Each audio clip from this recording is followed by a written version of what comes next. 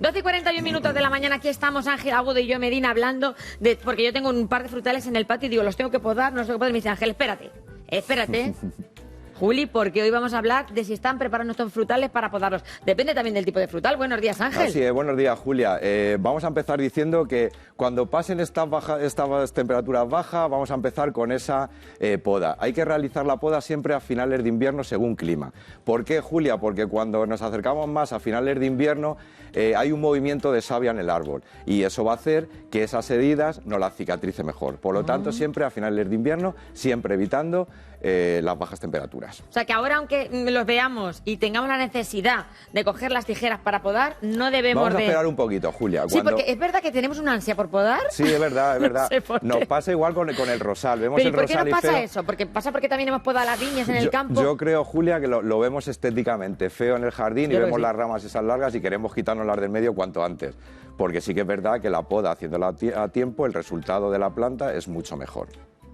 Por lo tanto, si te parece, vamos a hablar en concreto de la poda del frutal, ¿vale? Hemos de decir que la poda del frutal reside en la calidad de los frutos. Para hacer una poda correctamente tenemos que tener un equilibrio entre el crecimiento y la fructificación. También hemos de recordar que para que un fruto tenga calidad, tiene que tener unas 40 hojas, ¿vale? 40 hojas alrededor del fruto. Ahora también explicaremos esas yemas para diferenciar las yemas en nuestro árbol, yemas de hoja y yemas de flor. Pero lo más importante de todo es, Julia, tenemos nuestra herramienta de poda. Sí, unas buenas tijeras. Podemos tijeras, si es necesario un motosierra, unas tijeras de otra forma, etcétera. Pero lo que sí es importante es que las tijeras, cuando las vayamos a utilizar, estén totalmente desinfectadas. No vayamos a utilizar una tijera que hemos podado un árbol, la guardamos, luego podamos otro, etcétera, etcétera. Eso es verdad. O las tijeras que tenemos guardadas allí en el porche de casa y que a saber de cuánto tiempo llevan ahí cosidas. Podemos transmitir enfermedades de un árbol a otro. Hemos de decir que los cortes deben ser en forma de bisel, biselados y sin desgarros, limpios sin desgarros. Es muy importante eso porque si nuestro corte tiene desgarros... O sea, un corte limpio. Un corte limpio. Si tiene desgarros, nuestro árbol va a tardar más en formar el anillo para cicatrizar. Por lo tanto, el corte que sea limpio. Y siempre, si lo hacemos en bisel, al contrario, como hablamos del rosal, de las yemas, para que esa yema no la carguemos con la humedad. Dicho esto, Julia, vamos a diferenciar los 4 tipos de poda que tenemos a la hora de podar nuestro frutal. Empezamos con la poda de formación. La poda de formación. La cual vamos a realizar los 3-4 primeros años posteriores a la plantación hasta que nuestro árbol empieza a fructificar. Cuando hacemos esta poda de formación, posteriormente van a aparecer solamente la poda de limpieza y la de fructificación. Nos pasamos a esa poda de limpieza. La poda de limpieza consiste en eliminar todas las ramas secas, chupones, tocones secos, pero etcétera. Pero esto más cerca del invierno, eso, del final. Cuando veamos, Julia, que la temperatura ya que no tenemos estas heladas fuertes de estos días, cuando pasen estas heladas fuertes, piensa que ya nuestros frutales empiezan a engordar yemas. Y cuando empiezan a engordar yemas es síntoma también que hay un movimiento de savia. Y nos queremos aliar a ese movimiento de savia para que sea una mejor cicatrización de esas heridas que hacemos. Muy bien. Que hay que recordar, ahora recordaremos que las heridas por encima de unos 5 centímetros debemos de cubrirlas con una pasta cicatrizante para evitar la entrada de patógenos, enfermedades. Que luego ya contaremos en otro capítulo cómo hay que hacer esa pasta cicatrizante además, para que ustedes la ponen en casa. Nos gusta apostar por una pasta natural, casera, que la podemos hacer. Eso es. Luego, al final del programa, de la sección, vamos a recordarles qué necesitan ustedes para hacer esa pasta cicatrizante, para que tengan ustedes preparados todos los ingredientes, ¿verdad? Así es. Para el próximo día. Así es, pero Julia, mientras tanto, como nos quedan unos días del frío, luego si no podemos hacer la vayamos pasta a adelantarnos que la liamos. De la poda de limpieza, que hemos dicho que eliminamos todas las partes muertas del árbol, nos pasamos a la poda de fructificación. La poda de fructificación consiste en renovar todas las ramas que portan fruta de un año para conseguir que las ramas que brotan tengan fruta al año siguiente. Es muy importante ese tipo de poda porque va a ser la que va a hacer que nuestro árbol tenga una mayor calidad en el fruto. Sí que también hemos de recordar que si hacemos una poda muy drástica, la fructificación será nula, ¿vale?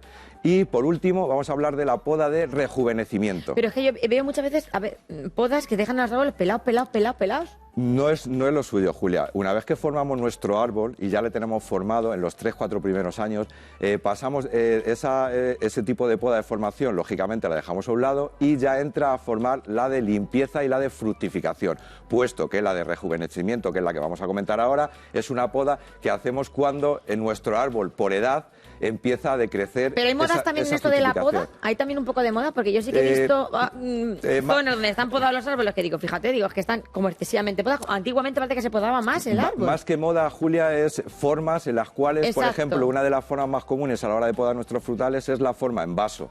Vale, pero también podemos utilizar otros métodos. Pero que cada árbol tiene también un tipo de poda distinto. Ahí está, claro. Sí que es verdad que por norma general siempre tenemos la manía de cortar demasiado los árboles. Pero en este caso en el frutal es muy importante porque si hacemos eso tenemos la fructificación en nula, es decir, eliminamos todas las ramas. Importante, Julia, las yemas de... ¿Cómo diferenciamos las yemas de flor y las yemas de hoja? Las yemas de hoja son unas yemas que aparecen laterales con una forma triangular plana y las yemas de flor son unas que son como más gorditas, que vamos a ver cómo hacen esa forma redondeada y una forma más gordita que las otras que son triangulares y planas, ¿vale? Hay que recordar que para que tenga calidad el fruto debemos de tener 40 hojas por fruto. Hay que recordar también se pone la gente a contarlas. Ese equilibrio. El frutal, ¿sabes, Julia, que es delicado? Y esas técnicas... Como tenga la gente 42... Sobre todo eso. Mejor, más calidad, Julia. Más calidad la manzana. Si tienen 50, pues mejor todavía. O sea, que no se hago bien con eso. Claro, y lo que sí comentamos siempre es lo de la poda, que es muy importante, Julia, tapar todas esas heridas para que no entren patógenos por ese corte que hacemos al descubierto. Y hay que recordar también que la respuesta a esa poda depende en donde realicemos ese corte. Muy bien. WhatsApp de nuestra amiga María. ¿Qué nos pregunta María? Que dice que ha podado su frutal y me he dado cuenta que en todas las ramas sale este corazón de color blanco. No sé si será por alguna enfermedad del árbol. Vale, ahí sí que tenemos que hablar, Julia, de alguna enfermedad. La savia no llega bien ahí a ese punto. Tendríamos que hacer tratamientos y valorarlo más despacio, pero sí hacer esos tratamientos que hablamos de invierno para erradicar todas las puestas de huevo y todas las plagas de taladros, etcétera, que entran en nuestra planta. Amparo nos llama desde Guadalajara y ella dice que cuando puede... ¿Qué quiere trasplantar, director? Su acebo. De una maceta a otra. ¿Cuándo lo puede hacer? El acebo, Julia, lo podemos hacer ahora. Además, de aquí en adelante lo vamos a hacer, puesto que el acebo es una planta que debemos de ubicar en espacios sombreados. O sea, y que lo que lleva mal es los altos grados de temperatura. Por lo tanto, ahora es buena época para hacer el trasplante del acebo. Recordad que el acebo es una planta acidófila, Julia. Debemos utilizar sustratos ligeramente ácidos. Muy bien. Otro WhatsApp que nos llega y que nos envía nuestro amigo Fernando. Dice, mi cinta se está poniendo fea de las puntas. ¿Qué le pasa a la cinta de Fernando? Vale, pues ahí, Julia, tenemos síntomas de exceso de riego. Cuando tenemos exceso de riego aparecen esas puntas necrosadas. Lo que vamos a hacer es reducir ese agua de riego y si tenemos en casa un fungicida, hacemos tratamiento de intervalo de 15 días para valorar el estado de la cinta en este caso. Muy bien. Pilar, ella tiene un incienso y no sabe qué riego tiene, el riesgo que supone dejarlo en la terraza. El incienso, Julia, si lo dejamos en la terraza con los grados que tenemos ahora, se nos hiela seguro. Sácalo de la terraza. Sí. Es decir, lo tenemos que proteger, dejarlo bien. ¿Lo tiene que abonar? Sí, pero vamos a empezar a abonar, Julia, un poquito más de cara a marzo, cuando empiece la primavera. Ahora le dejamos, está en un periodo ahí. Lo que sí es importante es protegerle de esas bajas temperaturas, puesto que la planta del dinero, la cinta, todo lo que... ¿Y dónde lo deja el incienso si lo saca de la terraza? Pues lo podemos poner, Julia, en el interior, en un lugar que tenga muy buena luz. Vale. Al lado de una... no estando pegado a la ventana, pero sí que en un sitio bien iluminado. Pues nada, y cuando vengan las buenas temperaturas, Julia, empezamos a sacar pues esa planta del dinero, esa cinta, ese incienso al exterior. Muy bien. Otro WhatsApp que nos envía nuestra amiga Sara. Dice que tiene una planta de interior y que no crece. Está como pocha. ¿La tiene que sacar fuera?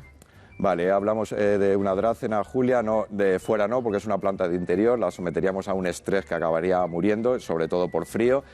Sí que es necesario, Julia, hacer un plan de abonado y también sería necesario, si lleva mucho tiempo en ese volumen, en ese contenedor, hacerle un trasplante más de cara a primavera, siempre recordando del doble el tamaño que tenemos de maceta y utilizar un sustrato específico para plantas verdes. Maite nos lleva desde Villarrubia de los Ojos, en Ciudad Real. Ella tiene un rosal con rosas. ¿Lo poda o no lo poda? No, Julia. El rosal ya sabes que nos gusta más irnos para la segunda quincena de febrero. puesto que el rosal ahora mismo está guardando reservas de carbohidratos para protegerse del frío. Si le eliminamos todas esas ramas, eliminamos parte de la reserva del rosal. Por lo tanto, vamos a esperarnos un poquito. Vamos a esperar. Que siempre nos... Sabía yo que se iba a ansiar la gente vemos con la poda. las ramas ahí y no, tal. El rosal no vamos a Solo esperar un con las poquito. tijeras, por favor. Tenemos un WhatsApp. A ver, dice nuestro amigo Manolo que tiene también un rosal y que no crece. ¿Qué le puede pasar al rosal de Manolo? Pues a ese rosal de Manolo le vamos a empezar, Julia, enriqueciendo con esa materia orgánica que nos gusta, el humus de lombriz, para cuando venga la época del crecimiento, que el calorcito le acompañe, tenga esos nutrientes para hacer un buen crecimiento. Muy bien, pues humus de lombriz. Vamos a decir los ingredientes que nos tenemos que ir ya para la pasta, para que los preparen ustedes. Es muy fácil, plastilina, aceite de oliva, canela en polvo. Con esas 3 cositas, Julia, vamos a conseguir una pasta cicatrizante. Plastilina, aceite y canela en polvo. El próximo día tienen todo preparado en su casa, que vamos a hacer la pasta para curar esas heridas después de la poda. Pasta cicatrizante, casera y natural. Y hay que recordar, Julia, que ante las dudas de la poda, siempre estamos aquí todos los miércoles para ir acorde con las fechas. Muchísimas gracias, Ángel Agudo Gracias Medina. a vosotros por vuestra y todos invitación. estos temas vamos a tener hoy también en Estando Contigo.